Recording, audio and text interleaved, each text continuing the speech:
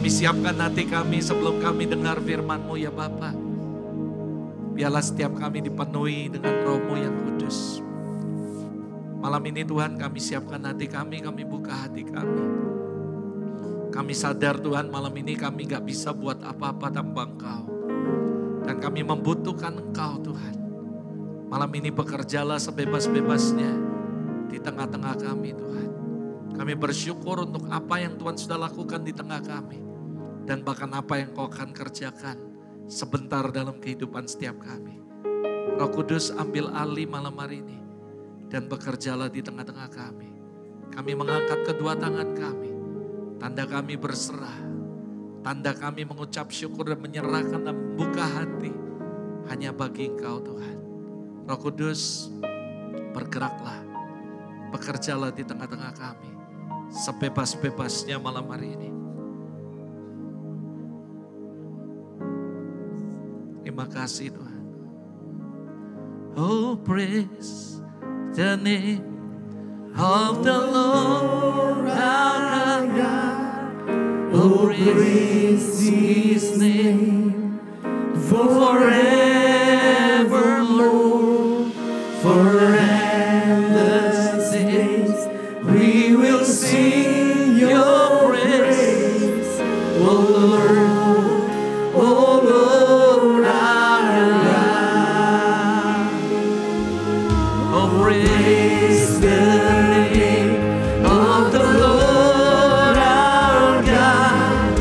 Oh praise His name forevermore. For endless days we will sing your praise. Oh Lord, oh Lord our God. Come on everybody shout to the Lord and praise Him. Oh praise the name of the Lord our God. Oh praise His name forevermore. For endless days we will sing your praise. Oh Lord, our God. Oh praise the name of the Lord our God. We praise you God. His name. We worship you Jesus. And we invite the Holy Spirit to come tonight. Hadirlah bekerjalah. Bertatalah di tengah-tengah kami. We shout to you God. Oh praise the name of the Lord our God. Oh praise His name forevermore. For endless days we will sing your praise. Oh Lord, our God. Oh praise the name of the Lord our God. Oh praise His name forevermore. For endless days we will sing your praise. Oh Lord, our God. Oh Lord, our God. Oh Lord,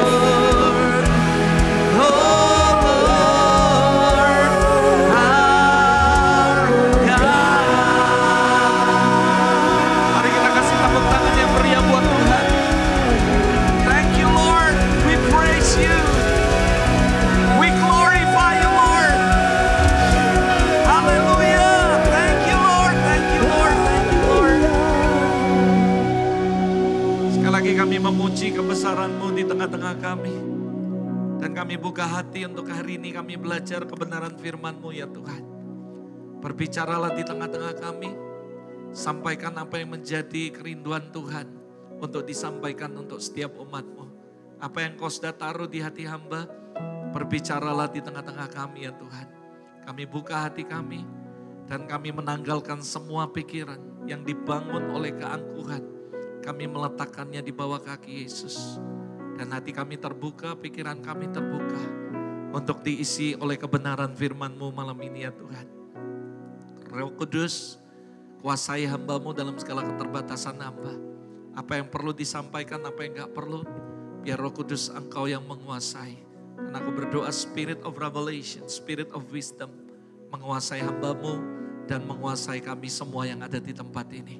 Bahkan teman-teman keluarga yang ada sedang online dimanapun mereka berada. Supaya mereka boleh mengalami Kristus secara nyata.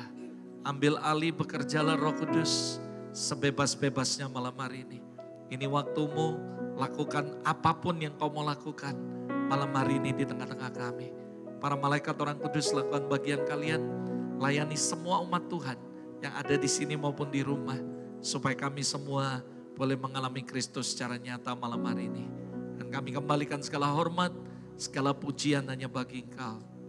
Dalam nama Yesus, semua yang percaya dan siap untuk belajar firman Tuhan, sama-sama katakan amin, saudara. Yuk kita kasih tepuk tangan yang meriah buat Tuhan, saudara. Silakan duduk kembali Bapak Ibu semua. Shalom, selamat malam. So glad to be here. Senang sekali saudara malam hari ini.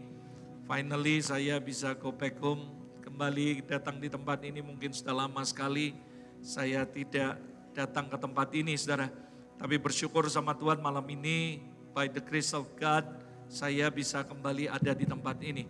Thank you so much untuk Mami Selvi, untuk kepercayaan dan juga kesempatan yang diberikan Pastor Derian dan juga Pastor Lala. Dan semua tim pengembalaan yang di tempat ini, is a honor, sebuah kehormatan buat saya. Kalau saya bisa diberi kesempatan untuk melayani di tempat ini, saudara. Saya tahu ada begitu banyak isu ini, itu dan sebagainya tentang saya. Dan bagaimana hubungan saya dengan Mami Selvi dan Bandung dan sebagainya. Tapi saya juga tidak perlu ngomong ini itu. Tapi saya bersyukur malam ini Tuhan kasih kesempatan untuk saya bisa kembali untuk ada di tempat ini, saudara. Sebenarnya kami juga rindu sih untuk ke sini, saudara. Sudah lama sekali kami tidak ke sini. Tapi saya bersyukur saudara malam hari ini saya bisa datang ke tempat ini saudara. Dan anyway saudara, apapun yang ada orang ngomong ini itu tentang kami dengan hubungan di sini. Tapi saya cuma ngomong satu hal, saya gak perlu membela diri, yang saya tahu cuma satu, sampai dengan hari ini, detik ini saudara. Ada begitu banyak orang ngomong saya, tentang saya dan sebagainya. Saya bilang, saya anak Papi Daniel. Sampai dengan hari ini, very clear saudara. Saya sangat menghormati beliau dan sangat menghormati Mami, saudara. Itu sebabnya saya datang malam hari ini, saudara. Dan saya berharap bahwa apapun itu, saya cuma ngomong satu, yang penting mereka tahu bagaimana kami, dan saya gak peduli dari apa kata orang, saudara. Karena dari hidup kami semua, kami gak peduli apa kata orang tentang kami.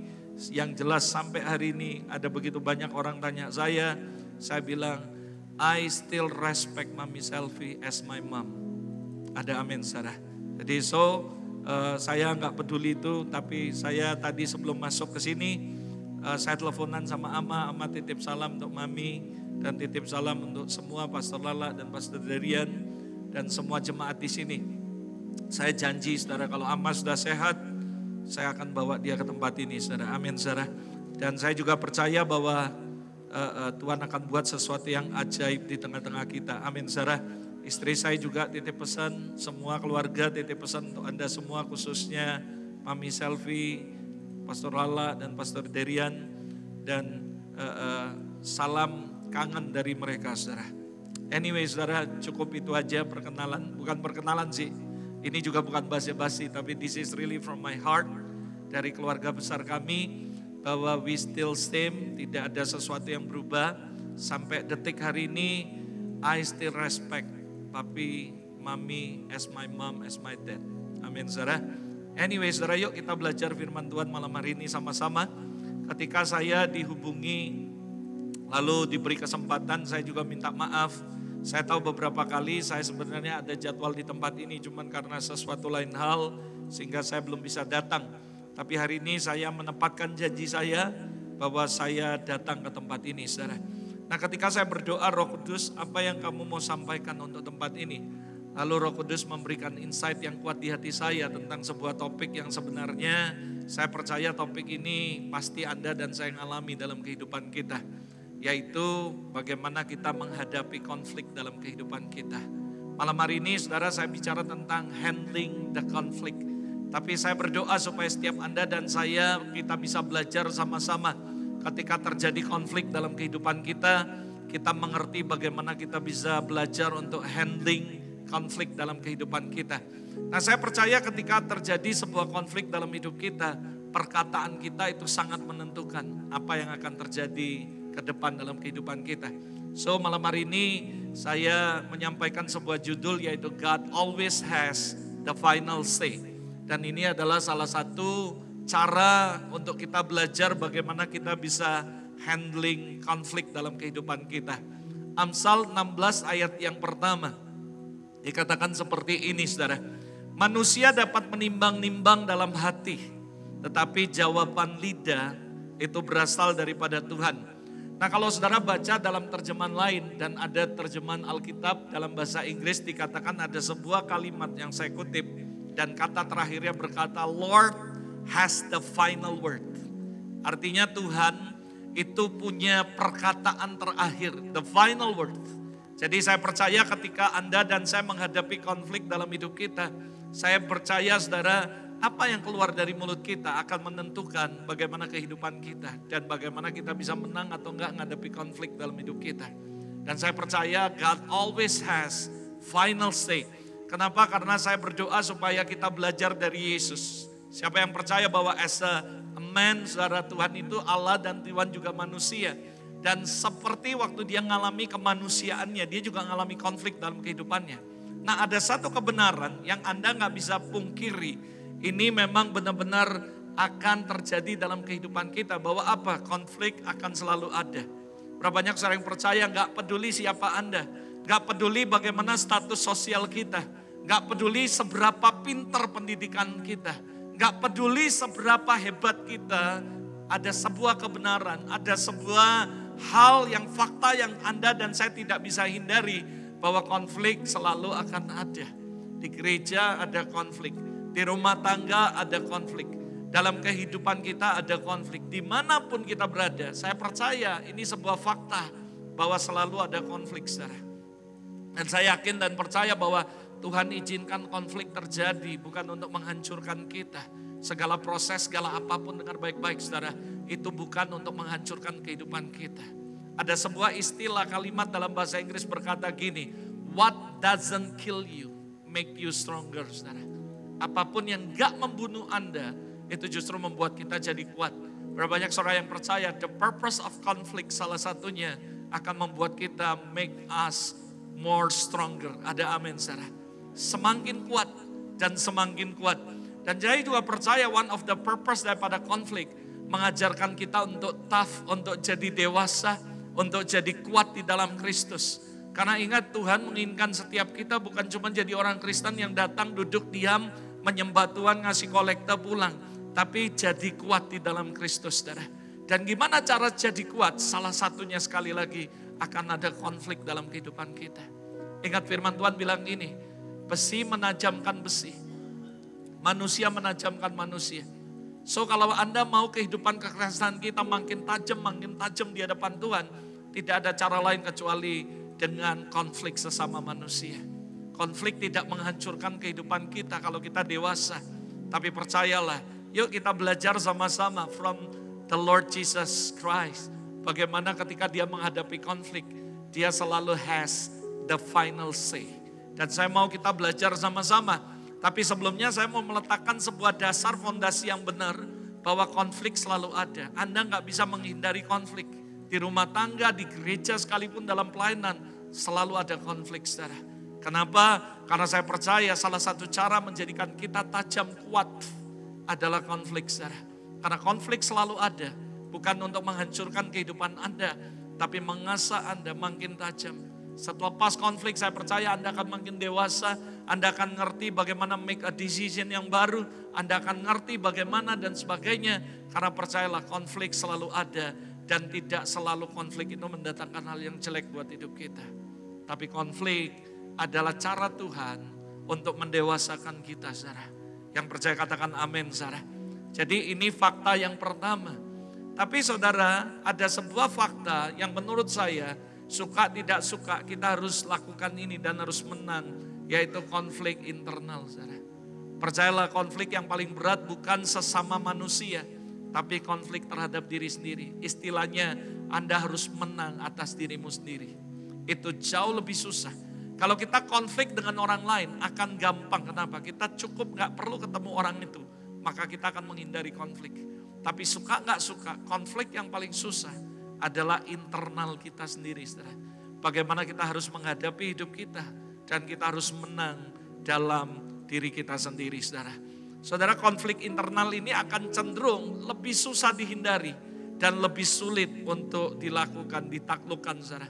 Karena konflik ini terjadi dalam diri kita sendiri dan ini yang disebut sebagai psychological conflict, saudara.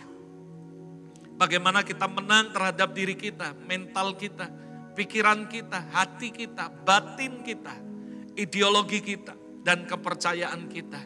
Dan ini adalah hal yang seringkali jauh lebih sulit daripada konflik yang namanya eksternal, saudara. Jadi saudara, konflik akan selalu ada, saudara. Ada amin, saudara. Semua orang pasti pernah dan akan, bahkan mungkin Anda sedang mengalami konflik. Yang kedua, konflik tidak pernah memandang status sosial, tidak pernah memandang usia, memandang jenis kelamin, kekayaan, agama, atau ras. Dan yang ketiga, bahkan termasuk Tuhan Yesus sendiri ketika dia ada di dunia, dia mengalami konflik dalam kehidupannya dia, saudara. Dan malam hari ini yuk kita belajar sama-sama, learn from Jesus Christ sendiri. Kita belajar dari kehidupan Kristus sendiri. Bagaimana selama dia hidup, dia mengalami konflik. Dan menurut saya, Tuhan izinkan dia menjadi sebuah contoh bagaimana dia menang atas konflik. Dan ini adalah sebuah contoh bagaimana Anda dan saya bisa menjadikan ini teladan. Dan kita juga bisa menang atas setiap konflik dalam kehidupan kita. Dalam kehidupan Kristus, kalau Anda baca dari kisah Yesus lahir, sampai Yesus diangkat, sampai dia naik ke sorga, Anda akan menemukan 3 tempat atau 3 konflik yang terbesar yang dialami oleh kehidupan Kristus sendiri. Dan ini yang kita mau pelajari sama-sama.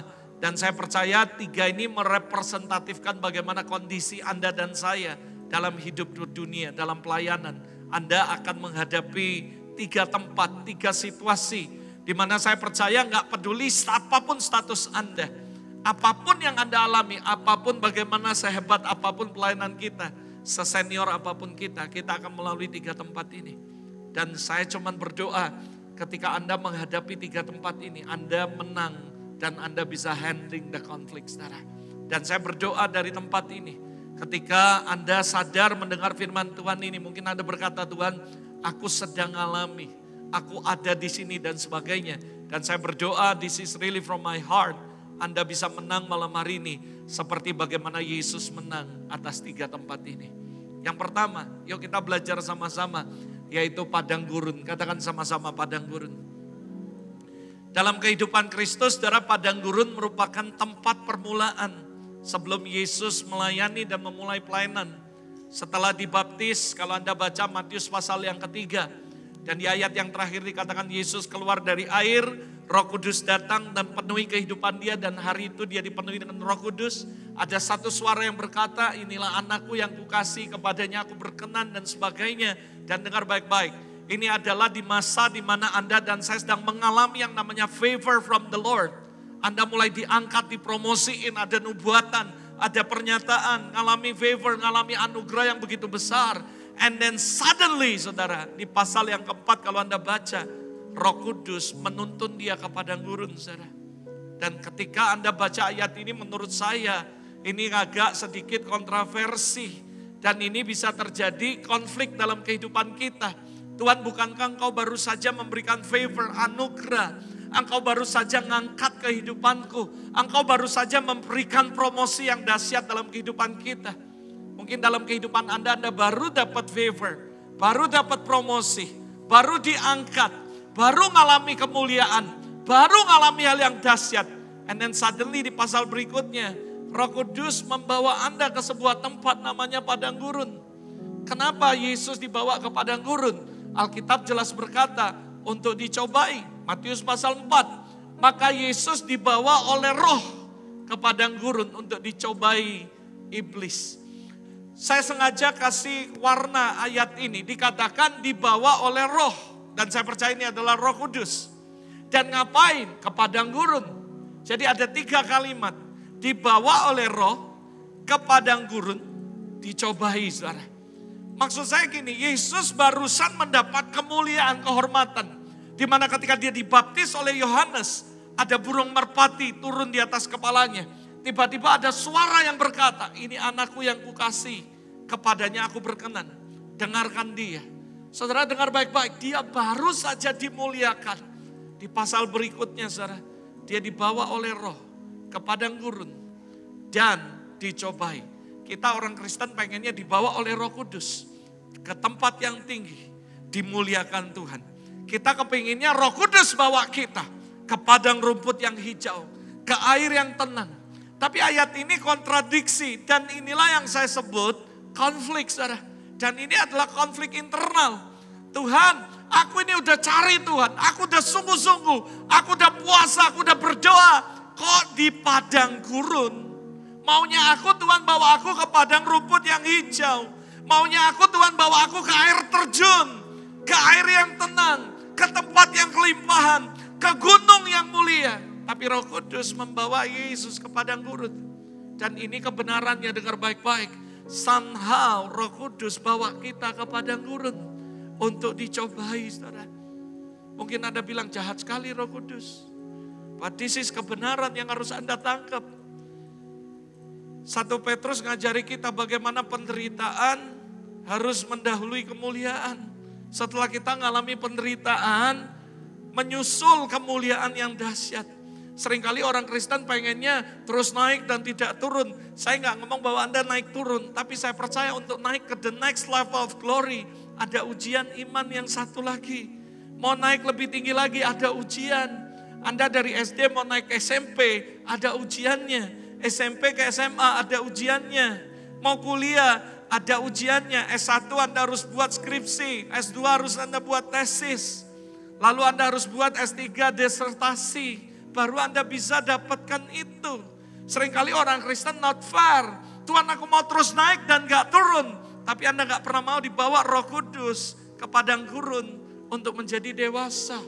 Berapa banyak saudara yang percaya ketika Anda dan saya, selama kita mengasihi Tuhan, kita cinta Tuhan, apapun yang Roh Kudus izinkan terjadi dalam hidup kita, that is the best for us. Ada amin, saudara? Saya bisa dengar amin dari sini, saudara? Jangan mau di padang rumput yang hijau. Ini Alkitabiah loh, Roh Kudus membawa Yesus ke padang gurun, dicobai. Setelah puasa 40 hari 40 malam, Yesus lapar. Dan dia dicobai sama setan. Seringkali bukan waktu Anda kuat, pencobaan itu datang.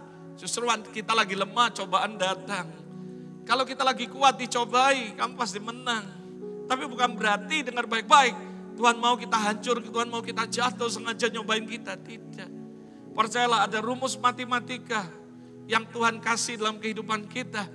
Yaitu 1 Korintus 10 ayat 13.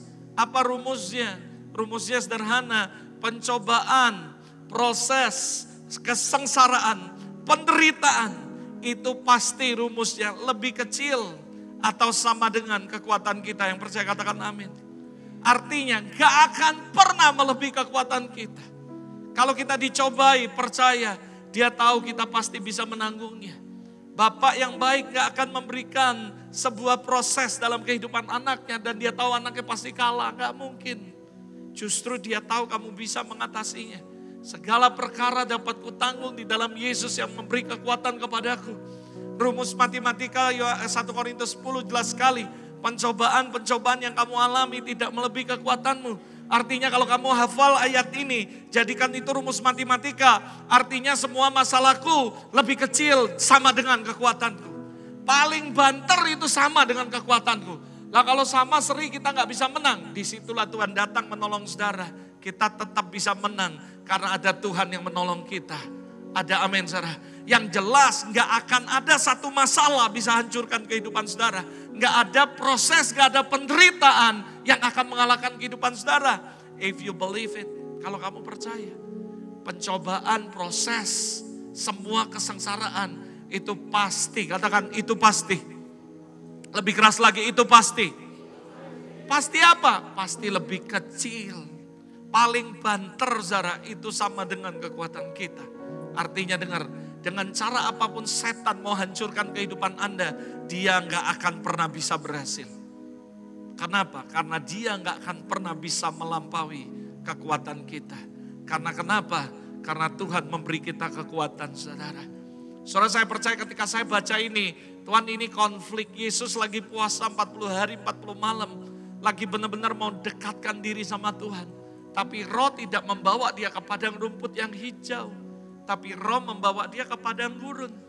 Dan ngapain? Dicobain saudara. Dan buat saya mengerti satu hal. Roh Kudus gak selalu membawa kita ke tempat yang tenang. Sama Roh Kudus membawa kita ke tempat yang gak enak. Tapi di situ kalau kamu ngerti, kamu akan belajar banyak hal. Salah satunya Tuhan mau kita dewasa. Salah satunya Tuhan mau supaya kita jadi kuat saudara. Ada amin saudara. Ayat yang ketiga bilang, lalu datanglah si pencoba dan berkata, jika engkau anak Allah, perintahkanlah supaya batu ini menjadi roti. Ayat 4, tetapi Yesus menjawab, ada tertulis, manusia hidup bukan dari roti saja, tapi dari setiap firman yang keluar dari mulut Allah. Konflik yang pertama di padang gurun, itu temanya adalah konflik identitas. Katakan sama-sama identitas. Maksudnya apa? Bagaimana Tuhan Yesus itu ditantang oleh iblis untuk membuktikan siapa dirinya sebagai anak Allah. Dan dengan menggunakan kelaparan Yesus, karena dia baru puasa 40 hari belum makan, jadi dipakailah kelemahan itu. Dan dikatakan kalau kamu anak Allah, ubah batu ini jadi roti. Tapi apa yang Yesus ngomong? Yesus membalas dengan firman, that is the final say. The Lord always has the final word. Jadi gini, ketika Roh Kudus bawa Anda ke padang gurun untuk dicobai, what is your final say? Anda mungkin bilang, wah kenapa sih ngomong ini, kenapa sih? Dengar baik-baik nih, ini yang Yesus alami dan ini juga pasti Anda alami. Karena kita mau seperti Yesus dan kita seperti Yesus dan pola yang sama yang dilakukan kepada Yesus itu juga akan dilakukan kepada anak-anaknya. Dengar, setan itu licik. Dia menipu Yesus dengan cara yang licik. Dan dengan pola yang sama dia akan lakukan dalam kehidupan Anda. Kalau kamu benar, kalau kamu anak Allah, buktiin. Saudara, kami bersyukur hari-hari ini kami ngalami banyak hal yang ajaib sampai hari ini. Tapi ada begitu banyak orang yang kontroversi. Itu gak benar, masa sih itu Tuhan? Saya bilang gini, kamu gak perlu untuk marah lalu buktiin. Siapa yang ngomong salah? Ini benar. Sekali lagi, dalam kehidupan pelayanan gak usah cari siapa yang benar, siapa yang salah. Tapi percaya Alkitab selalu berkata, kebenaran pasti akan muncul seperti fajar. Yesus enggak cari identitas dari setan karena dia sangat confident dengan identitasnya dia. Yesus jelas tahu siapa dia di dalam Kristus. Kita juga harus sadar siapa kita. Saya enggak tahu banyak orang Kristen kehilangan identitas. Begitu ditanya, oh kamu juga benar, kamu sesat. Kita langsung marah, emosi, kita ngomong kata-kata yang enggak baik. Padahal Yesus ditanya sama setan, kalau kamu anak Allah. Oh dia gak ngomong gini, oke aku buktiin. Lah ngapain? Lu gak percaya gua anak Allah, gua tetap anak Allah. Karena memang Yesus anak Allah. Yesus gak terganggu dengan identitas yang diganggu oleh setan. Setan selalu memakai konflik identitas. Konflik pertama di padang gurun adalah identity. Kamu harus ngerti who you are in Christ. Kalau kamu ngerti siapa kamu di dalam Kristus, kamu gak perlu buat pembelaan. Kalau ada orang yang fitnah kamu, ada orang yang ngomongi kamu, ada orang yang mungkin jelek-jelekin kamu. Lah saya ngomong sama Anda dari 2010 Tuhan izinkan kami ngalami kemuliaan, ngalami manifestasi supranatural. Saya diomongi orang banyak saudara, banyak. Tapi buat saya enggak perlu buat pembuktian. Karena saya percaya satu hal, kebenaran pasti akan muncul seperti fajar. Saya tidak terganggu dengan identitas. Karena whatever orang ngomong, yang saya tahu cuma satu, aku adalah orang yang dikasihi. Aku adalah orang yang diberkati. Aku adalah orang yang dicintai oleh Tuhan. Ada amin, saudara. I have a beloved. Aku adalah orang yang dikasihi. Ya kan? Aku memiliki highly favor. Dan aku gak peduli dengan apa kata orang. Kenapa? Karena hidup Pastor Robert bukan dari apa kata orang tentang saya. Hidup saya, identity saya tergantung dari apa kata Tuhan tentang hidup saya. Mau orang ngomong apa, emang gua pikirin. Saya selalu punya istilah, I don't care. Yang saya peduli cuma satu, bagaimana hidup saya dengan Tuhan. Dan bagaimana hidup saya dengan sesama. Whatever, dengan baik-baik. Karena hidup Anda dan saya tidak ditentukan dari apa kata orang tentang hidup kita. Yesus ditanya sama setan, kalau kamu anak Allah, buktiin. Yesus gak perlu buat pembuktian. Karena walaupun dia gak bisa buktikan, dia tetap anak Allah, saudara. Kita gak perlu cari pembenaran manusia. Kita gak perlu mencari kebenaran. Tapi saya percaya kebenaran itu pasti akan muncul seperti fajar, saudara. Pokoknya yang penting satu, jaga hati dalam segala kewaspadaan. Karena dari situlah terpancar kehidupan. Saya diomongi ini, gak masalah.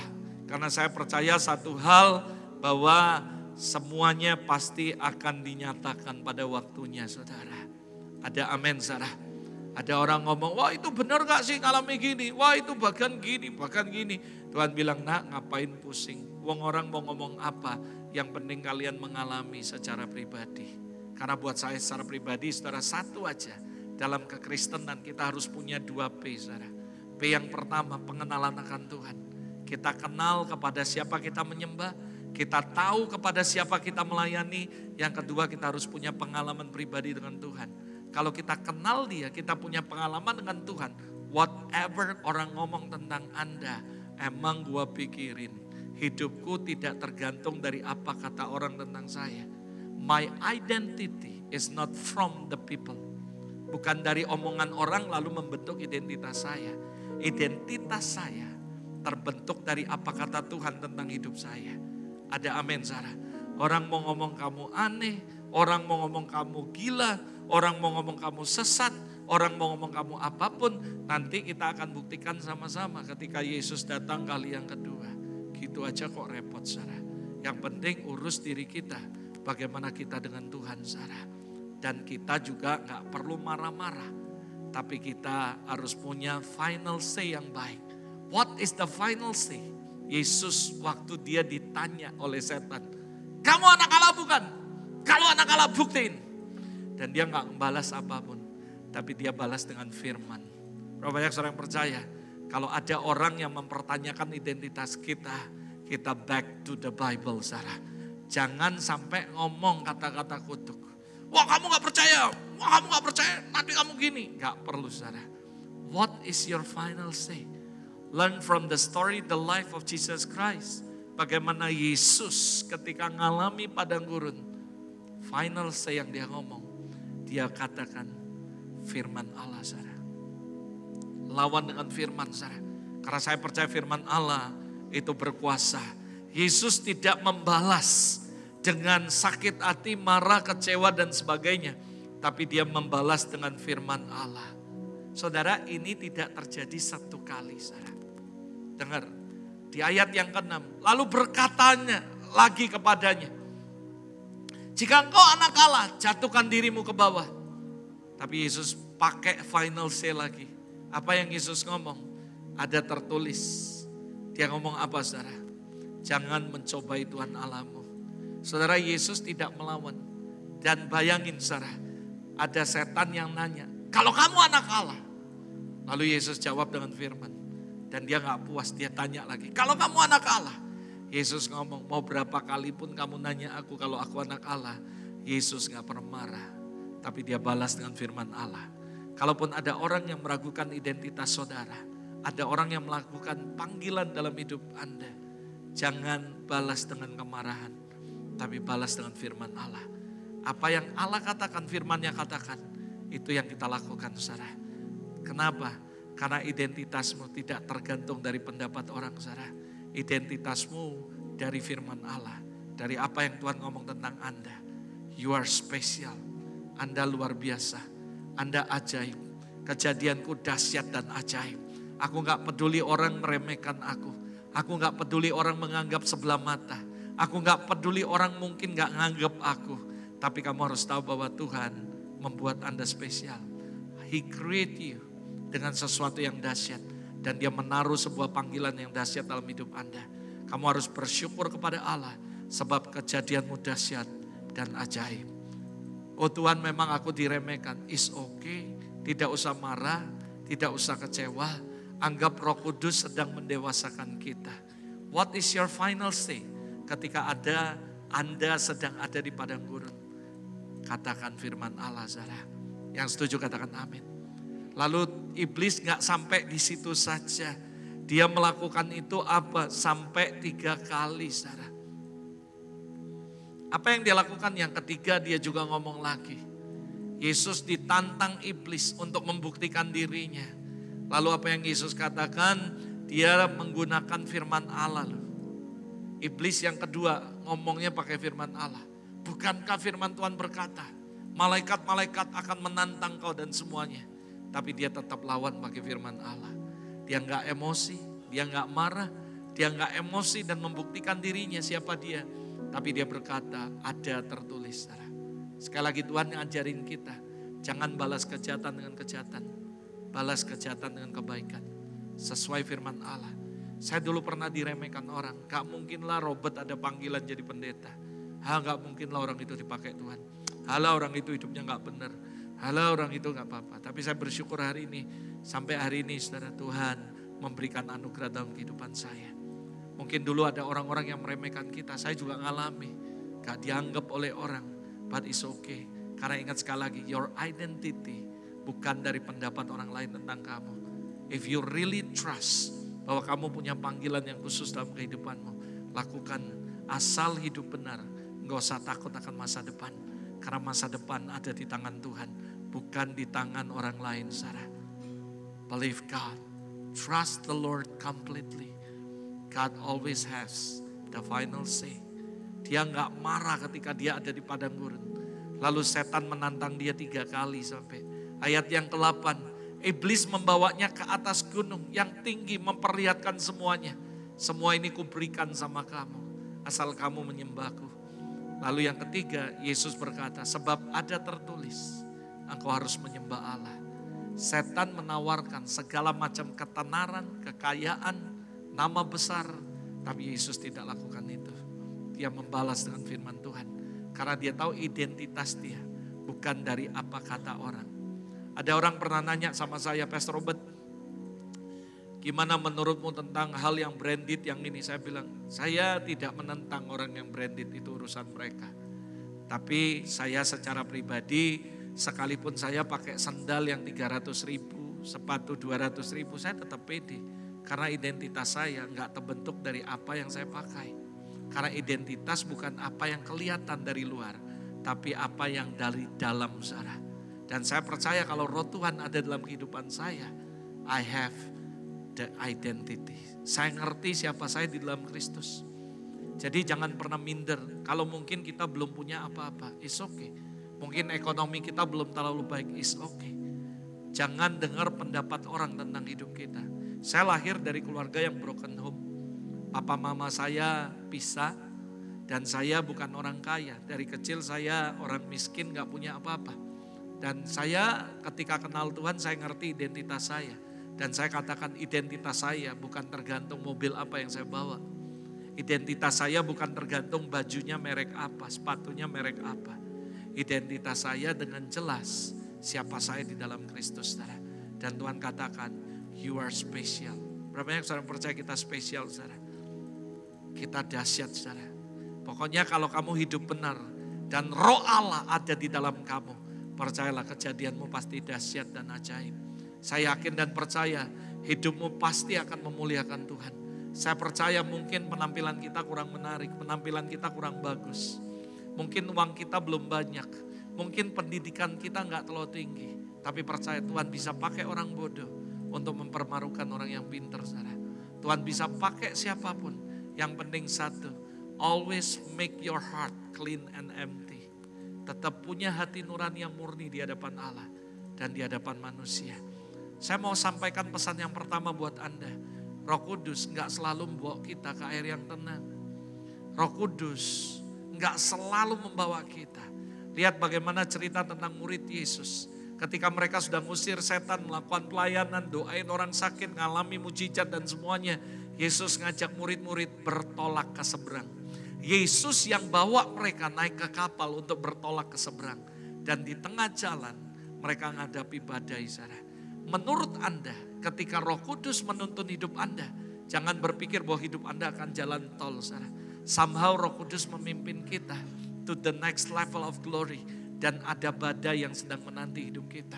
Tapi percayalah, di situ justru Tuhan menyatakan kemuliaan yang lebih dahsyat lagi dalam hidup kita. Jangan berpikir ketika kamu jalan sama Yesus, hidupmu tenang-tenang kayak jalan tol. Somehow kita ikut Tuhan, Tuhan justru izinkan kita ada di padang gurun, ada dalam badai, saudara. Supaya apa? Supaya kita akan lihat kemuliaannya di tengah-tengah kita, saudara. Roh Kudus gak selalu membawa kita ke tempat yang tenang. Dia bawa Yesus ke padang gurun dan dicobai, saudara.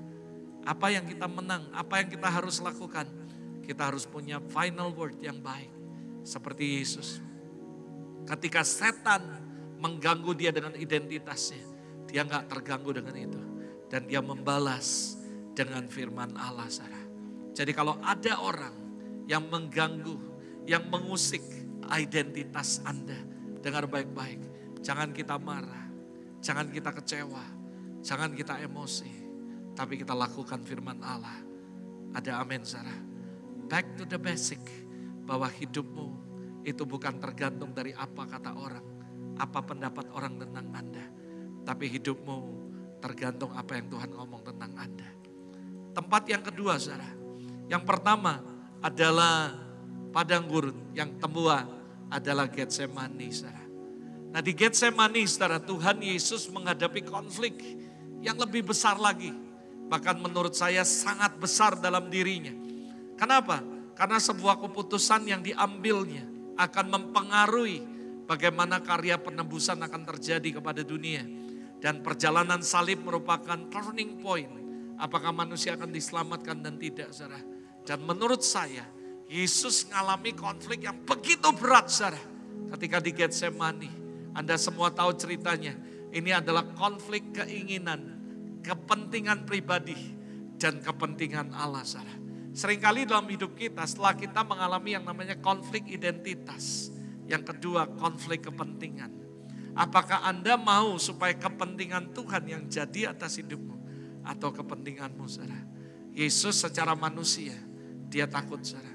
Dan dia ngomong, aku ini takut, seperti mau mati rasanya. Dan dia berdoa kepada Bapaknya. Saudara tahu apa yang dia doakan? Dia bilang, Bapa, kalau boleh, lalukan cawan ini daripadaku. Dan Yesus bergumul setengah mati. Ketika saya pelajari, saudara, di Getsemani, Yesus bukan takut mati sama kamu. Oh, takut mati gak mau berkorban. Bukan. Yang Yesus gumulkan, karena dia harus berpisah dengan Bapaknya. Ada satu hukum yang gak bisa dilanggar, even oleh Jesus sendiri. Yaitu yang kudus tidak bisa bersatu dengan yang gak kudus. Yang membuat Yesus sedih adalah dia tahu kalau dia menanggung dosa kita, dia akan terpisah dengan Bapaknya. Makanya dia bilang, Eli, Eli lama sabachthani. Allahku, kenapa engkau meninggalkan aku? Alkitab mencatat, Bapaknya memalingkan mukanya dan meninggalkan dia, saudara. Dan itu yang Yesus takutkan. Karena dia tahu sekalipun dia Tuhan, dia gak bisa melanggar hukum ini. Bahwa yang kudus gak bisa bersatu dengan yang gak kudus. Dan dia bergumul, saudara, antara kepentingannya dia, keinginannya dia, kerinduannya dia untuk selalu ada bersama Bapa dan Roh Kudus. Atau dia harus merelakan kepentingannya dan berkata, Thy will be done. It's not my will, but your will be done. Dan ngomongnya gampang. Bulan ini temanya Thy will be done Bukan gampang ngomong itu. Orang Indonesia ini latah. Ayo ngomong, it's not my will but your will be done. Gak segampang itu. Susah. Even Jesus Christ dibawa ke satu tempat namanya Getsemani. Dia harus bergumul setengah mati. Dan Alkitab mencatat pembuluh darahnya pecah. Dan peluhnya mengeluarkan darah. Kenapa? Konflik internal. Saya hari ini lebih banyak bahas tentang internal konflik daripada external konflik. Karena internal konflik akan menentukan bagaimana saudara bisa menang external konflik. Kalau kamu menang atas dirimu, kamu bisa berdamai dengan dirimu dan menang. Percayalah, konflik apapun yang kamu hadapi, kamu akan menang. Dan kamu pasti akan kuat, saudara. Dan Yesus ngalami ini. Lord, kalau boleh Bapak, lalukan cawan ini daripadaku. Tetapi saudara, akhirnya dia berkata, but is not my will, but your will be done. That is the final say yang keluar dari mulut Tuhan. Pertanyaan saya, what is your final say? Ketika kamu menghadapi konflik identity, apa yang keluar dari mulutmu? Bisakah kamu tetap membalas dengan firman Allah? Dan kalau kamu mengalami konflik kepentingan, apa kamu bisa berkata, biar bukan kepentinganku, tapi kepentinganmu yang jadi Tuhan. It's not my will, but your will be done. Dan kalau kamu bisa menang konflik itu, saya percaya Tuhan pasti akan kasih kekuatan. Alkitab mencatat setelah itu Yesus berdoa, ada malaikat Tuhan diutus dan memberikan dia kekuatan. Saya percaya ketika kita melepaskan kepentingan kita dan mengizinkan kepentingan Tuhan yang jadi atas hidup kita, saya percaya the power from heaven akan datang dalam hidup saudara dan memberi saudara kemenangan. Yang percaya katakan amin. My question, what is your final say? Ketika kamu menghadapi konflik kepentingan, saudara. Saudara, ada banyak hal, saya ini gembala, saya pendeta. Ngalami banyak hal yang gak enak. Jadi pendeta itu gak gampang. Kambing banteng aja gak mau jadi pendeta, saudara. Dan buat saya secara pribadi memang jadi pendeta itu susah. Saudara pernah dengar cerita bahwa banteng gak mau jadi pendeta? Pernah? Yang pernah angkat tangan? Gak pernah? Ya saya ceritain, saudara. Jadi suatu hari ada kompetisi di Amerika. Kompetisinya itu adalah satu, siapa yang paling kuat dan bisa menggelengkan kepala banteng, saudara. Dan itu pemenangnya dapat hadiah sekian puluh dolar dari Amerika, kuat sekali. Lalu dia, supaya bantengnya geleng, gak bisa, saudara. Lalu singkat cerita dari mana-mana, gak bisa. Dari Indonesia kakek-kakek muncul, saudara. Disorakin, gak mungkin itu. Lalu kakek itu datang ke banteng. Lalu tiba-tiba banteng ini gini, saudara. Wah ditoraki, wah hebat diwawancara. Kek kok bisa buat banteng gini-gini. Ngomong apa sih kakek? Dia bilang, saya cuma nanya bantengnya. Teng, mau gak jadi pendeta? Enggak. Kenapa? Jadi pendeta susah katanya. Kita udah berbuat baik sebaik apapun. Tetap di mata orang salah. Saudara. Ada satu hal yang saya mau sampaikan buat Anda. Kalau Anda punya panggilan sebagai pendeta atau pelayanan pastor. Enggak semua orang kita bisa senangkan. Itu adalah fakta. Mau kamu berbuat yang terbaik sebaik apapun, kita gak bisa menyenangkan manusia 100%. Dan kamu harus kuat dengan hal itu. Dan kamu harus berkata, it's not my will, but your will be done. Di Getsemani ini gak gampang. Ngomongnya gampang, saudara. Tapi waktu kita ngalami gak gampang. Gak gampang. Matius 26, 37-39. Yang membawa Petrus dan kedua anak Zebedius sertanya. Maka mulailah ia merasa sedih dan gentar. Lalu berkata, hatiku sangat sedih. Seperti mau mati rasanya. Yesus ngalami. Dia gentar, dia sedih. Dan dia seperti mau mati rasanya. Dan dia berkata, ya Bapakku, jikalau sekiranya mungkin, biarlah cawan ini lalu daripadaku. Seringkali waktu kita ngalami hal yang gak enak, kita berkata, Tuhan, lalukan semuanya. Dan dengar baik-baik, kalau kamu mau jadi orang Kristen yang kuat dan dewasa, jangan pernah lari dari konflik, tapi hadapi, saudara. Jangan pernah lari dari badai, jangan pernah lari dari proses. Selama kamu lari dari proses, kamu gak akan pernah menang atas proses tersebut. Saya pernah ngalami begitu banyak proses dalam hidup saya.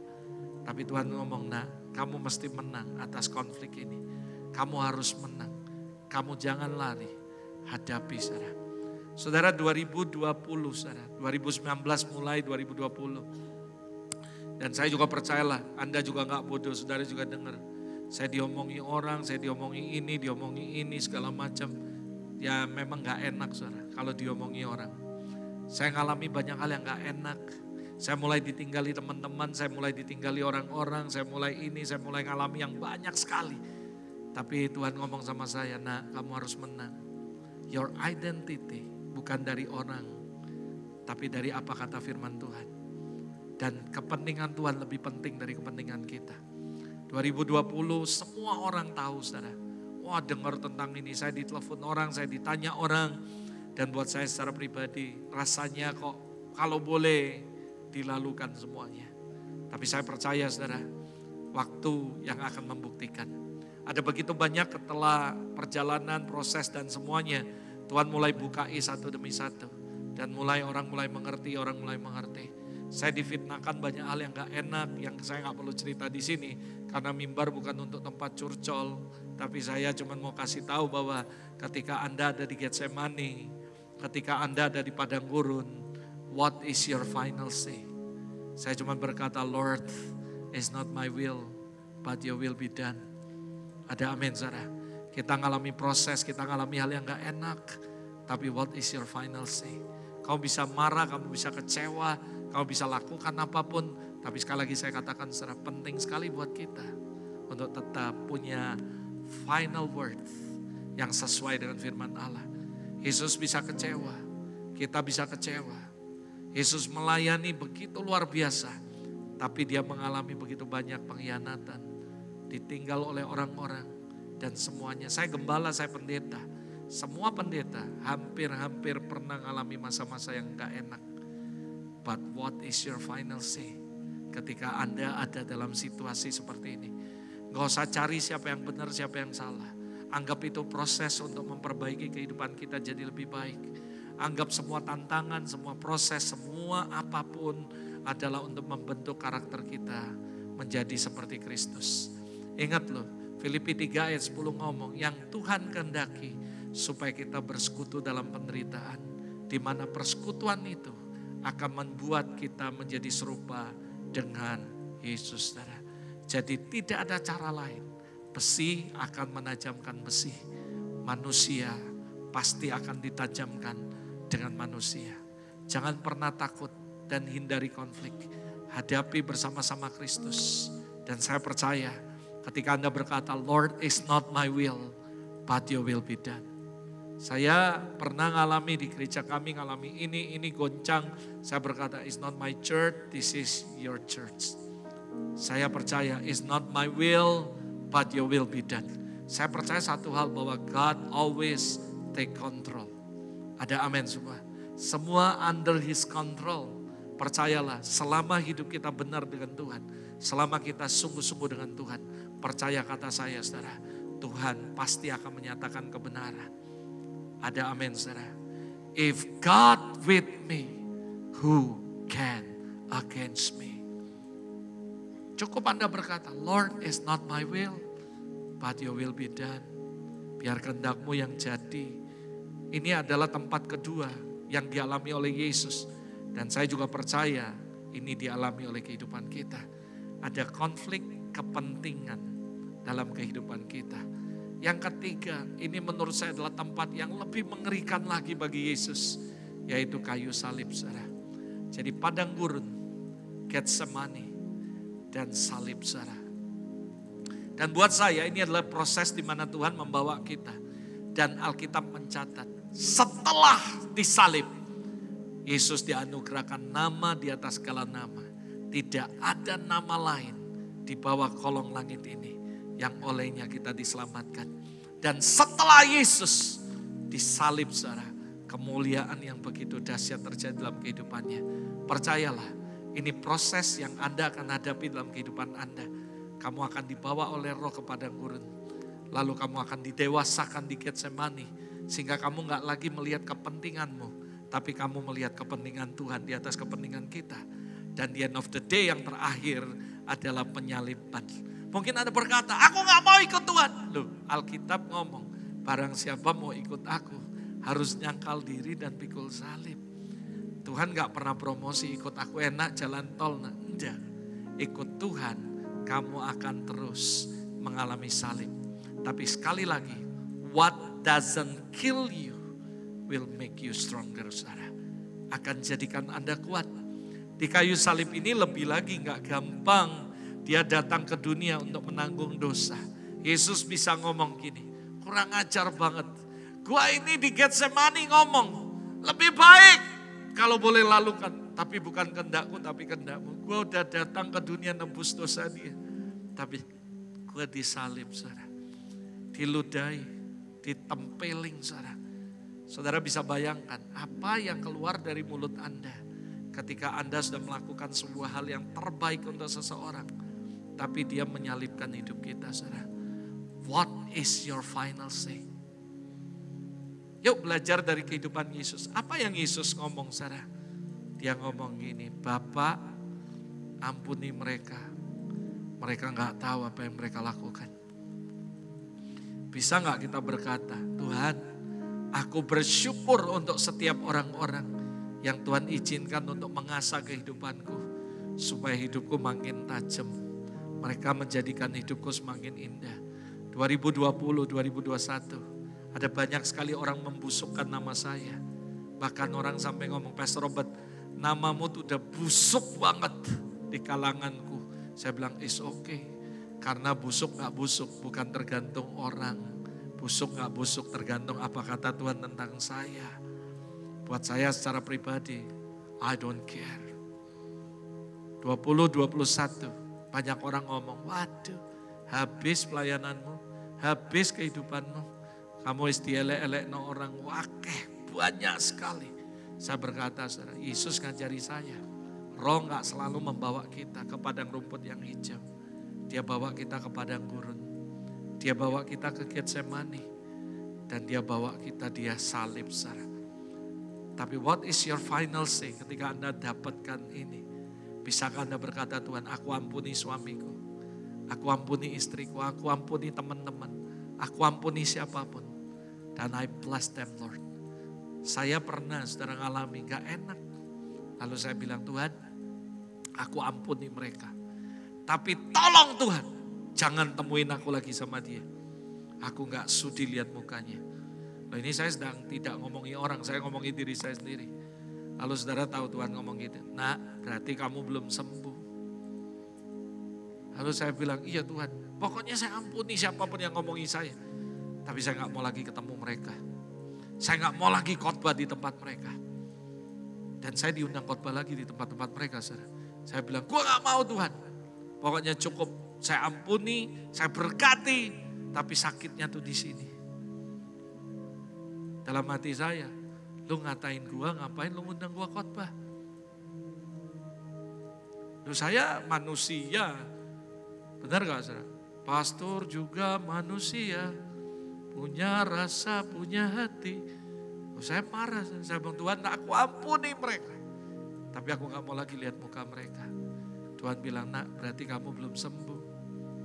Dan saya gak bisa ngomong, saudara. Tuhan bilang, what is your final say? Yesus ngomong, ampuni mereka. Mereka gak tahu apa yang mereka lakukan. Yesus ngajari kita, jangan balas kejahatan dengan kejahatan. Tapi balas kejahatan dengan kebaikan. Orang akan lihat dan kebenaran pasti akan muncul seperti fajar. Saya bilang, iya Tuhan tapi gak segampang itu. Justru itu kamu harus menang. Dan kamu harus kuat. Tuhan kasih ilustrasi sederhana. Pernah gak Anda ada luka? Tapi gak kelihatan dan tidak sakit. Tapi begitu kesiram cuka, wow pedih saudara, padahal gak ada luka. Nah itulah luka kecil yang gak kelihatan. Tapi ketika kesiram cuka, baru Anda sadar bahwa ada luka. Nah itu hidup saya. Gak ada apa-apa, saya masih melayani, saya doain orang. Saya masih ngalami Tuhan, ngalami kemuliaan, ngalami hadirat Allah. Tapi ketika kesiram cuka, ternyata saya kesakitan. Gimana caranya membuktikan? Bahwa kamu ketemu dia, ada orang ngomong tentang nama itu, kamu cross check hatimu masih sakit atau enggak. Kalau sakit berarti belum sembuh.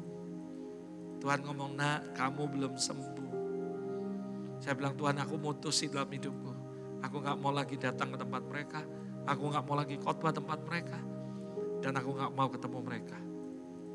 Tapi Tuhan bilang, nak kamu belum sembuh. Dan saya bertobat dari itu, saudara. Dan saya bertobat benar-benar. Saya berkata, Tuhan ampuni saya.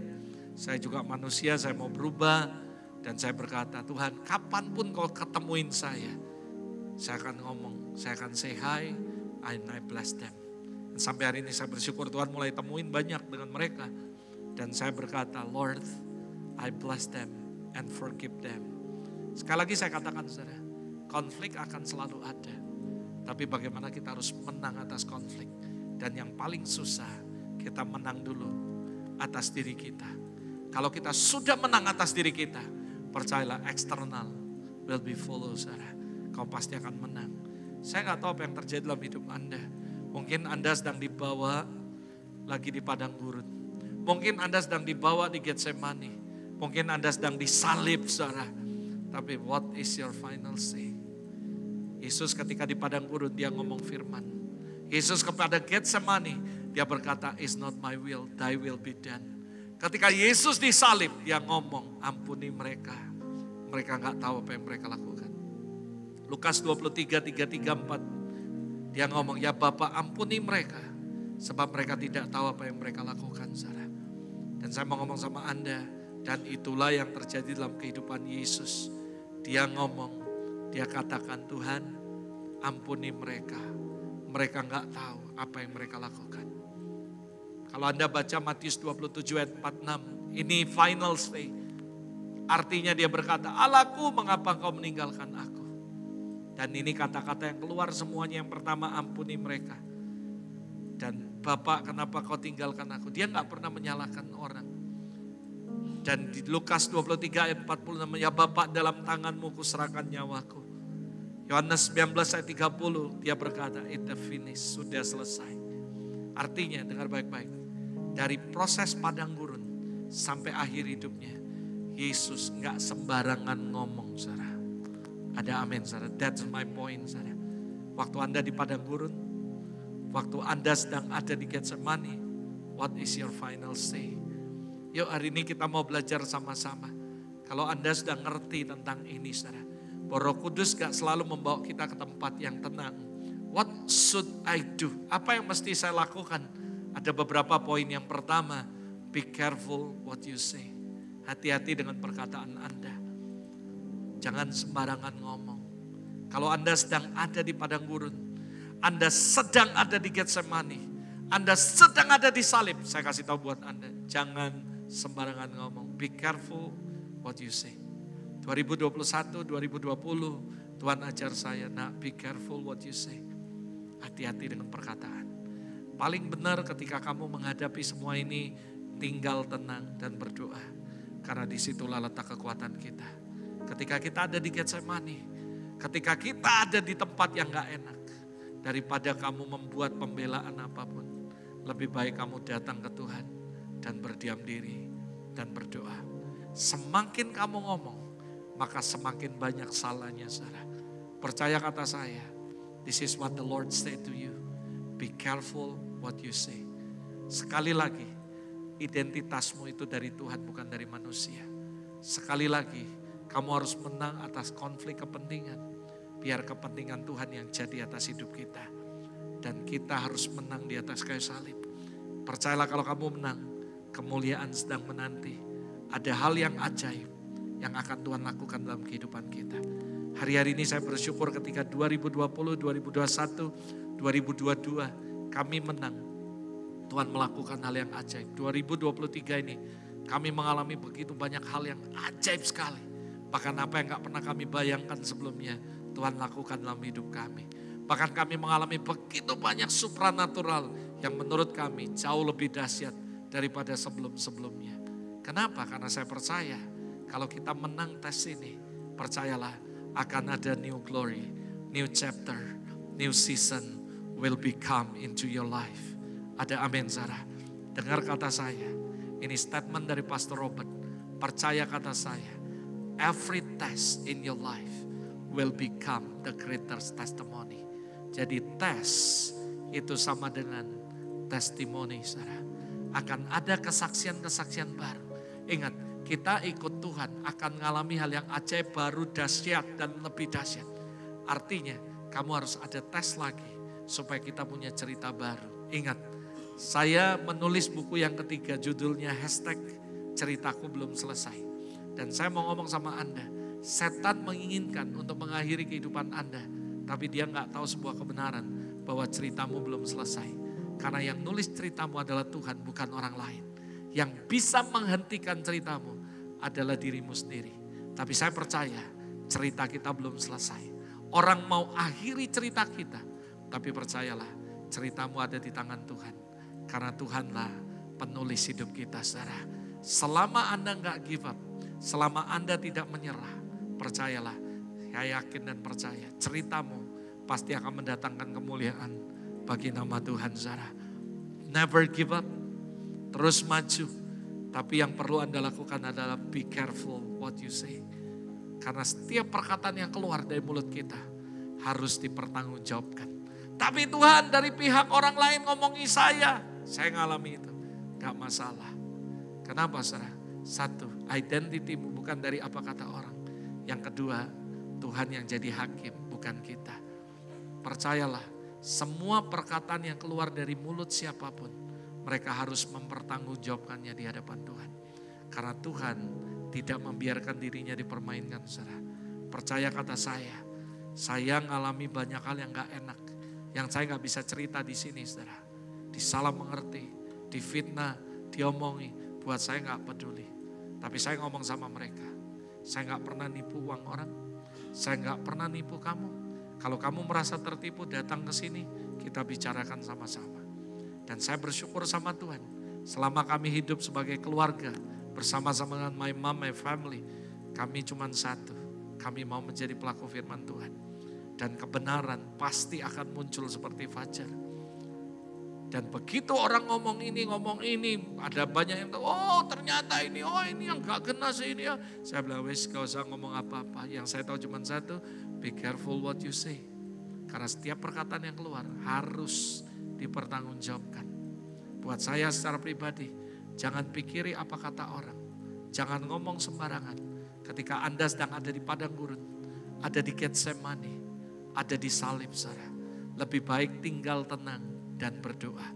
Karena dalam tinggal tenang, disitulah kekuatan kita, saudara. Dan saya percaya Tuhan akan datang dalam kehidupan Anda dan memberikan kekuatan untuk Anda bisa menang. Yang percaya katakan amin. Be careful what you say. Kolose 3 ayat 16-17. Hendaklah perkataan Kristus dengan segala kekayaannya di antara kamu, sehingga dengan segala hikmat kita bisa mengajar, menegur seorang akan yang lain, sambil menyanyikan mazmur, puji-pujian, nyanyian rohani, dan kamu mengucap syukur kepada Allah dalam hatimu. Dalam segala sesuatu yang kamu lakukan dengan perkataan atau perbuatan, lakukan semuanya itu di dalam nama Tuhan Yesus, sambil mengucap syukur kepada Dia, kepada Allah Bapa kita, saudara. Yeremia 23 ayat 29 berkata, bukankah firmanku itu seperti api? Demikianlah firman Tuhan seperti palu yang menghancurkan bukit batu. Kalau ada batu, ada rintangan dalam hidup Anda, lebih baik perkatakan firman Tuhan. Jangan ngomong sembarangan, tapi ngomong sesuai dengan kebenaran. Ngomongkan firman Allah. Karena firman-Nya itu seperti palu yang akan menghancurkan batu yang merintangi kehidupan Anda dan perjalanan kerohanian Anda. Lebih baik ngomong firman. Karena saya percaya satu hal, perkataan seorang murid Kristus, setiap dia ngomong, membangun, memberkati, dan menguatkan. Ada amin, Sarah. Hati-hati dalam perkataan. Dengan lidah yang sama perkataan kita bisa memuji Tuhan. Dan kita bisa membunuh orang lain, Sarah. Dengan perkataan kita. Dan ingat Alkitab berkata, setiap perkataan yang keluar akan dipertanggungjawabkan. Lidah ini seperti api. Itu sebabnya be careful what you say. Apalagi ketika Anda sedang menghadapi sebuah proses. Hati-hati dalam pemikiran. Yang kedua, saudara, hati-hati dalam perkataan. Yang kedua, be careful of what you think. Hati-hati dalam pemikiran kita. Hati-hati, Filipi 2 ayat 5. Hendaklah kamu dalam hidupmu bersama menaruh pikiran dan perasaan yang terdapat juga dalam Kristus. Jangan gampang baperan, tapi biar kita punya perasaan seperti Kristus. Dan kita punya pikiran seperti Kristus. Be careful what you think. Seringkali apa yang kamu pikirkan gak sesuai dengan apa yang Tuhan pikirkan. Sekarang saya tanya sama kamu. Ketika kamu lihat kehidupan Ayub, what do you think? Apa yang ada dalam pikiran kamu? Ketika kamu melihat kehidupan Ayub dan tanpa kamu tahu isi cerita Ayub, teman-temannya ngomong, kamu pasti jatuh dalam dosa. Kamu pasti dikutuk Tuhan. Tapi kalau Anda baca di Alkitab, tidak seperti yang Anda pikirkan. Kalau Anda baca cerita Yusuf, nggak seperti apa yang Anda dipikirkan. Kalau Anda sekarang sudah ngerti. Tapi kalau Anda cerita tentang Yusuf. Kenapa kok dia dipenjara? Kenapa dia fitnah? Kenapa dia jadi budak? What do you think? What do you think orang yang bernama Ayub tiba-tiba anaknya mati semua. Bisnisnya hancur semua. Lalu tiba-tiba kena borok. What do you think? Kamu pasti akan ngomong, pasti kena dosa. Pasti dikutuk. Tapi pikiranmu salah. Be careful what you think. Kalau kamu baca di Alkitab, justru Tuhan ngetes dia untuk bawa dia to the next level of glory. Tuhan ngomong sama setan, Tan, kamu lihat gak anakku Ayub? Gak ada orang seperti dia yang takut akan Tuhan dan jujur. Lalu Tuhan izinkan dia ngalami proses, dites sama setan. Tapi kalau saudara baca Ayub pasal 42 ayat 5, Ayub mengomong dari perkataannya. Dahulu dari kata orang aku mengenal kau. But now sekarang mataku tertuju kepadamu. Ternyata melalui proses Ayub bisa mengenal Tuhan dengan benar. Melalui proses yang dihadapi Ayub punya pengalaman dengan Tuhan. Ingat, sebagai orang Kristen, kalau kamu gak punya pengenalan akan Tuhan dan tidak punya pengalaman secara pribadi dengan Tuhan, kamu gak akan kuat menghadapi apapun hari-hari ke depan. Ayub menghadapi yang gak enak. What do you think? Apa yang ada di pikiran kamu ketika melihat seorang hamba Tuhan? Tiba-tiba anaknya mati semua. Bisnisnya hancur semua. Lalu kena borok, saudara sakit. What do you think? Kita paling gampang ngomong langsung. Pasti gak benar. Pasti dikutuk. Padahal itu salah, saudara. Makanya biar kita punya pikiran dan perasaan seperti Kristus, saudara. Kolose 3 ayat 1-2, karena itu kalau dibangkitkan bersama dengan Kristus, carilah perkara di atas di mana Kristus ada, duduk di sebelah kanan Allah. Pikirkan perkara-perkara di atas. Jangan pikirkan perkara yang duniawi, saudara. Tapi pikiran kita harus pikiran Kristus. Jangan selalu gampang membuat sebuah statement ketika lihat hidup orang. Ketika kita lihat hidup orang, bisnisnya bangkrut, hidupnya susah, ngalami masalah, what do you think? Gampang sekali buat kita menghakimi. Padahal waktu kita ngomongin orang, hidup kita gak lebih baik dari orang yang kita ngomongin. Saya ngomong sama Anda, what do you think? Yang ketiga, saudara, lalu saya akan tutup, saya undang pemain musik. Yang ketiga, be careful of your pride. Hati-hati dengan kebanggaan kita. Kita selalu menganggap kita yang benar, orang yang salah. Kita sombong, kita gak merasa bahwa ada sebuah proses yang Tuhan izinkan. Kita bukan mau merendahkan diri, malah kita membuktikan seolah-olah kita semuanya yang paling benar, saudara. Saya kasih tahu buat kamu, dalam menghadapi situasi apapun, saya gak tahu kenapa Tuhan kasih firman ini dalam hidup saya untuk sampaikan hari ini. Tapi saya tahu mungkin ada sebagian dari Anda hari ini ada di padang gurun. Ada krisis identity. Kamu diuji dengan identitas. Mungkin kamu sedang ada di Getsemani menghadapi sebuah kepentingan. Dan yang ketiga mungkin kamu ada di salib, saudara. Saya cuma ngomong, what is your final say? Apa yang ada dalam perkataan Anda? Dan yuk belajar dari kehidupan Kristus. Filipi 2 ayat 3 dikatakan, dengan tidak mencari kepentingan sendiri atau pujian yang sia-sia. Tapi sebaliknya dengan rendah hati dan menganggap yang lain lebih utama dari dirinya sendiri. Jangan bangga dengan keberhasilan kita, kehebatan kita. Be careful of your pride. Dan ini adalah membuat kita seringkali jatuh karena kita terlalu sombong, terlalu bangga. Saya bilang ini, Tuhan, gua gak mau lagi khotbah di tempat orang-orang ini. Gua gak mau lagi ketemu mereka. Dan Tuhan ngomong, nah, jangan bangga dan menganggap bahwa kamu benar. Saya percaya semua proses itu mendatangkan keuntungan kepada dua pihak. Yang diproses dan memproses atau apapun, dengar baik-baik. Bahwa all things work together for good. Amin, saudara. Percayalah, segala sesuatu yang terjadi dalam kehidupan Anda pasti mendatangkan kebaikan. Tinggal what do you think and what do you see. Apa yang kamu pikirkan dan apa yang kamu lihat. Ketika kamu lihat proses, kamu lihat prosesnya. Atau kamu lihat ada kemuliaan setelah proses. Waktu kamu mengalami penderitaan, apa yang ada di benak Anda? Apa yang ada di pikiran Anda? Dan apa yang Anda lihat? Anda lihat proses, Anda lihat sengsara, Anda lihat penderitaan, atau Anda lihat ada kemuliaan di balik itu. Semua tergantung dari Anda. Yang saya cuma mau sampaikan buat Anda, be careful what you say. Be careful what you think. And be careful of your pride. Jangan bangga, tapi kita merendahkan diri. Biar kita punya pikiran dan perasaan seperti Kristus. Saya berdoa, saya gak tahu apa yang Anda alami. Tapi kalau Anda ada di Getsemani, kalau Anda ada di kayu salib, Anda ada di padang gurun, ucap syukur. Karena saya percaya every test in your life will become the greater testimony. Akan menjadi sebuah kesaksian yang dahsyat. Dan nama Tuhan pasti akan dimuliakan. Yang percaya katakan amin. Yuk kita tundukkan kepala sama-sama di hadapan Tuhan. Kaulah penulis hidupku.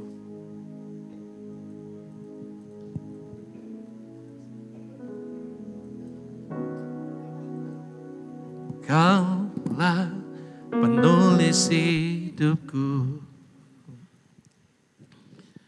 Kau membuat segalanya baru. Engkau di dalamku dan ku ada dalammu. Tak ada yang tak mungkin bagimu. Katakan ku dicipta. Ku dicipta untukmu, untuk membawa harum namamu Tuhan, untuk membawa harum namamu. Engkau di dalamku dan ku ada dalammu. Kini ku datang mencari wajahmu, mengasihimu selalu dengan segenap hatiku, mencintai seluruh perbuatanmu, mengasihi hidupku sesuai rencanamu.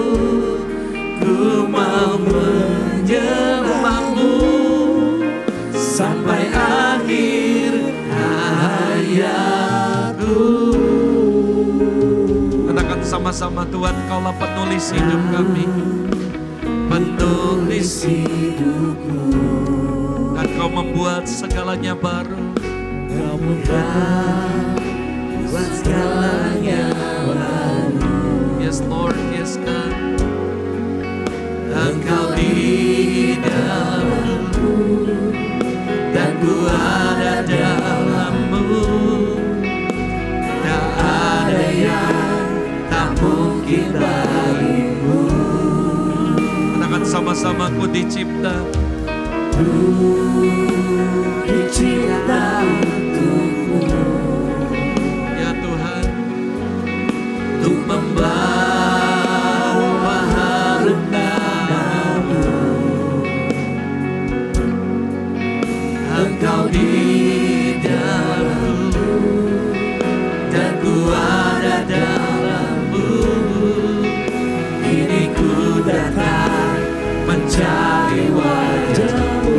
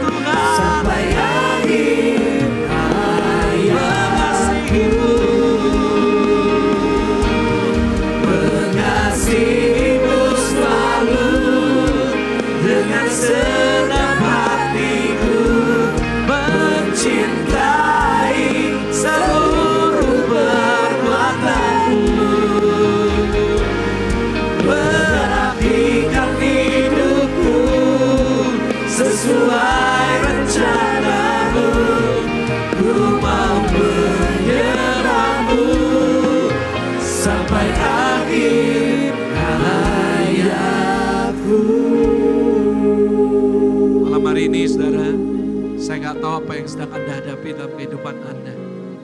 Tapi kalau Anda hari ini berkata, Tuhan, hari ini aku merasa bahwa aku sedang ada di padang gurun. Mungkin Anda berkata, Tuhan, aku sekarang ada di Getsemani.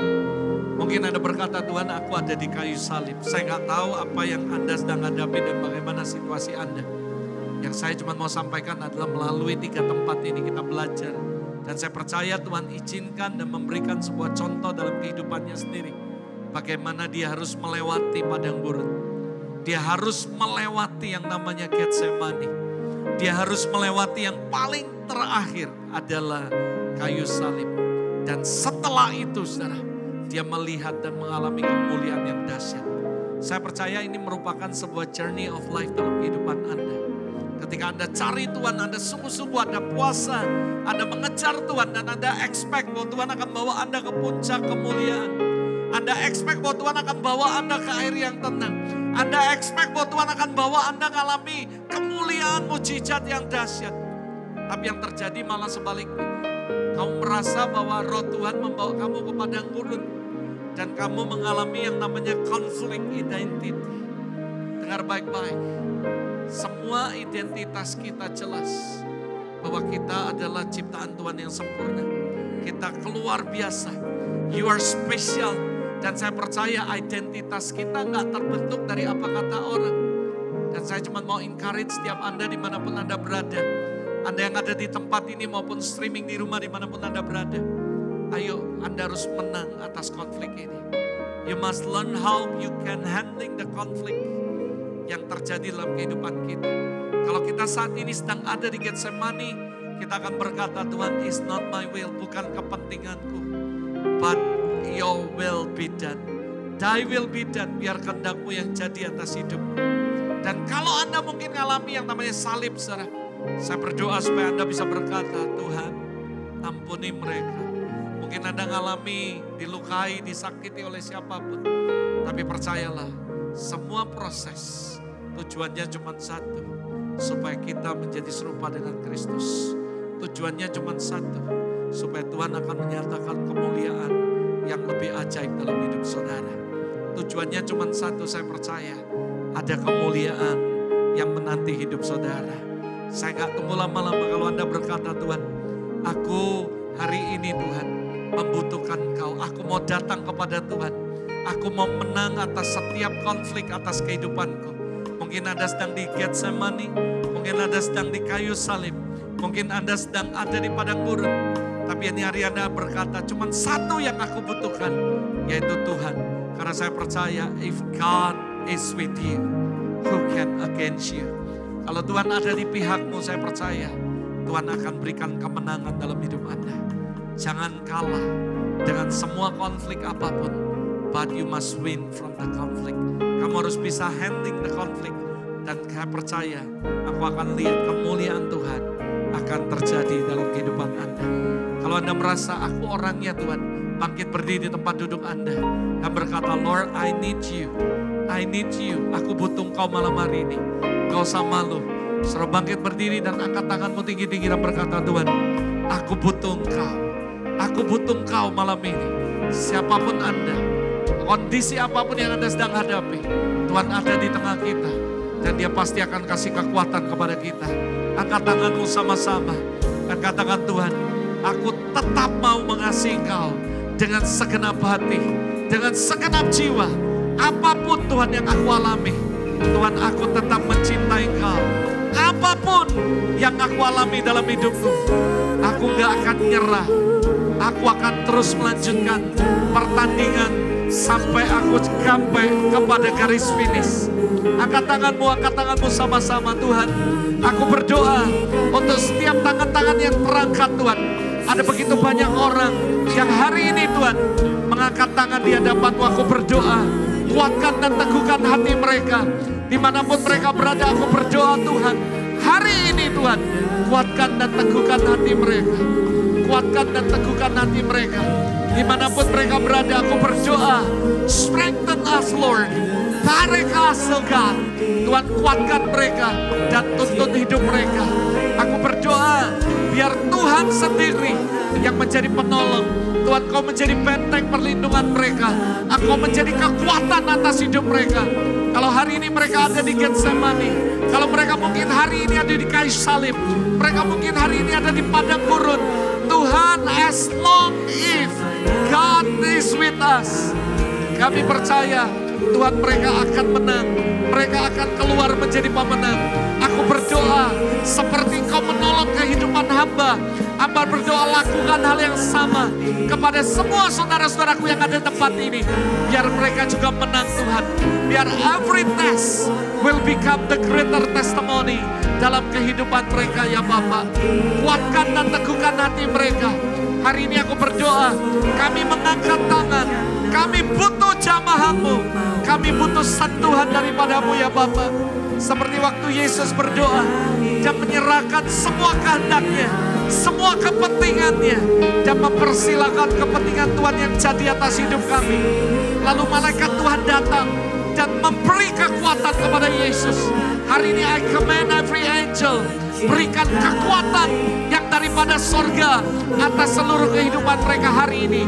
In the name of Jesus, dalam nama Yesus, kuatkan mereka, teguhkan mereka Bapa, di dalam nama Yesus. Dalam nama Yesus, be blessed, be healed, be strong, be courage. In the name of Jesus, dalam nama Yesus, dalam nama Yesus. Korabasha kata karabase, hunamaka sete keryalabasu, hunamaka sete, hinalabasu koroboryalabase, hinamaka sete, hurabaka sete kyalalabasu. Aku berdoa Roh Kudus, sama setiap umat-Mu ya Bapa. In the name of Jesus, in the name of Jesus, be strong and courage. In the name of Jesus, I speak life, I speak healing God, right now in the name of Jesus, in the name of Jesus, in the name of Jesus. Biar Roh-Mu bekerja, Roh-Mu yang menguasai setiap pikiran dan hati kami, right now in the name of Jesus. Right now in the name of Jesus. Right now in the name of Jesus. In Jesus' name. In Jesus' name. In Jesus' name. Thank you Lord. Thank you God.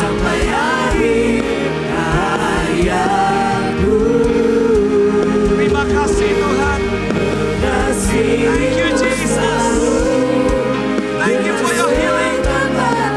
Thank you for your strength God. Terima kasih Tuhan. Thank you Lord. Thank you God. Thank you Jesus.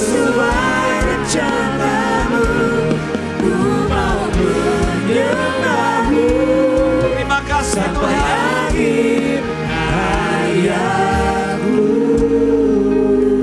Bapak, hamba-Mu sudah selesai. Tapi aku berdoa Tuhan, biar Kau lanjutkan apa yang Kau sedang kerjakan dalam hidup mereka. Sekali lagi aku berdoa untuk setiap tangan-tangan yang diangkat, dimanapun mereka berada. Strengthen us, direct us God. Dan aku berdoa sekali lagi Roh Kudus, kuatkan dan teguhkan hati kami. Biar kami menang atas padang gurun. Biar kami menang atas Getsemani kami. Dan biar kami menang atas kayu salib kami. Karena kami percaya barang siapa mengikut Engkau harus menyangkal diri memikul salib. Biar kami menang, kami melihat kemuliaan. Kami melihat kemuliaan. Kami melihat Tuhan masa depan, the future is bright. Tuhan, aku berdoa sekali lagi Tuhan, bless them Lord with abundantly and overflowing. Bahkan aku berdoa secara khusus untuk semua keluarga, teman-teman yang ada di streaming dimanapun mereka berada. Strengthen us, bless them Lord with abundantly and overflowing. Aku berdoa, direct us, strengthen us. In Jesus name, dalam nama Yesus. Dalam nama Yesus. Tuhan, hamba-Mu secara khusus berdoa untuk tempat ini. Dan untuk Mami Selvi dan seluruh keluarga dan semua tim pengembalaan yang di tempat ini. Tuhan, aku berdoa, biar kehendak-Mu yang jadi atas tempat ini. Take control atas seluruh tempat ini. Dan kami menyerahkan semuanya ke dalam tangan-Mu. Aku berdoa, let your glory fall. Biar kemuliaan-Mu dinyatakan. Dan aku percaya Tuhan, apapun yang kami hadapi dalam kehidupan kami. Kami percaya ada kemuliaan yang menanti. Dan kami berdoa biar kemuliaan-Mu dinyatakan. Dan nama Tuhan dipermuliakan. I bless them God. In Jesus mighty name. In Jesus name. In Jesus name. Yuk kita naikkan syukur sama Tuhan. Semua bersyukur sama Tuhan. Yuk naikkan syukur. Untuk setiap kemenangan yang Tuhan berikan dalam kehidupan Anda. Thank you Lord. Thank you Jesus. Thank you Lord. Makasih untuk kemenangan. Makasih untuk kekuatan. Terima kasih Tuhan untuk apa yang Kau lakukan malam ini di tengah kami. We glorify your name God. And we give back to you all the glory. All the glory belong to you. In Jesus name, dalam nama Yesus. Terima kasih Tuhan. Thank you Lord, thank you Lord, thank you Lord.